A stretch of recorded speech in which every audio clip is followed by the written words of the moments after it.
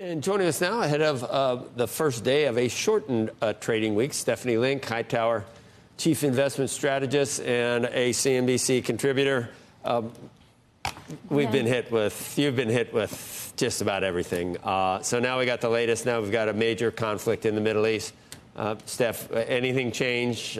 Again, you do what you keep on keeping on, right? Just do what you do.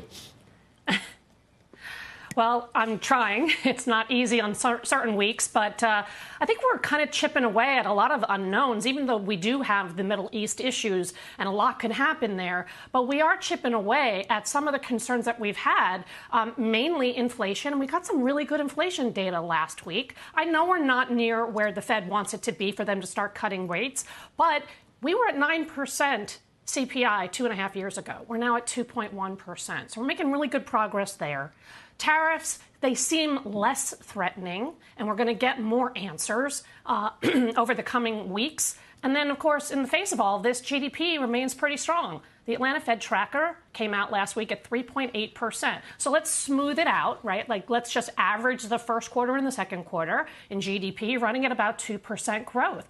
That sets up well for earnings. So I know that there's a lot of unknowns out there, but, you know, we talk about this all the time. I worry when we don't worry, because that means that we're complacent.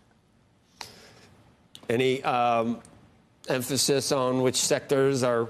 I mean, what does this do for your energy stock holdings, or I don't know, defense stocks?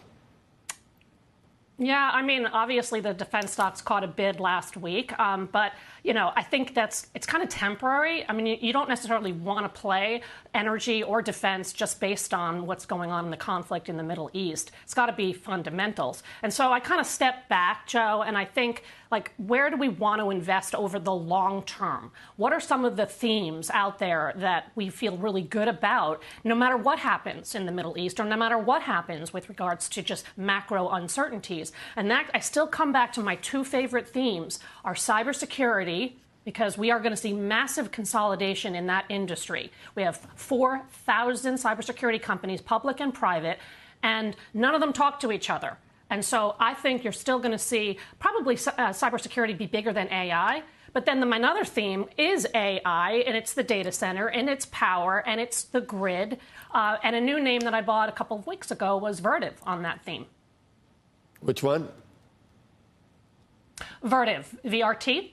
So okay. The company, it's in the grid and electrification and that whole thing. And it's still down 28% from its highs, and they're growing earnings in the mid-20s, and they're going to outpace the industry by 300 to 500 basis points over the coming years. And the executive chair is Dave Cote. You remember Dave Cote? He was the CEO of Honeywell back in the day, and the stock under his, when he was at Honeywell, it was just explosive.